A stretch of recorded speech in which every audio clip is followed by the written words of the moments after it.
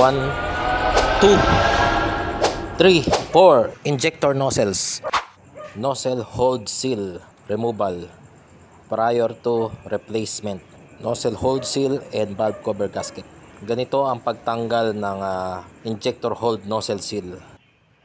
May gitla yan. So doon mo tatanggalin using flat screw. So sungkitin mo lang yan para matanggal yung nozzle seal. Para itong bushing, oh. Ayan, oh. Ayan, oh. Papalitan natin yan.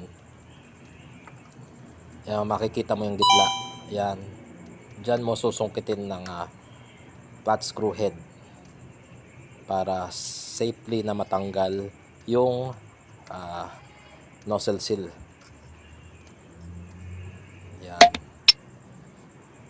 Kapag worn out na yan, nagkakaroon ng tagas dyan.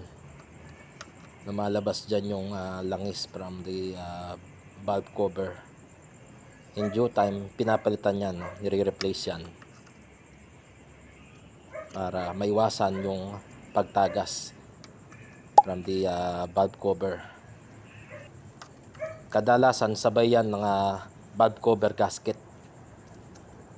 Kapag nag-worn out yan, worn out na rin kadalasan yung valve cover gasket.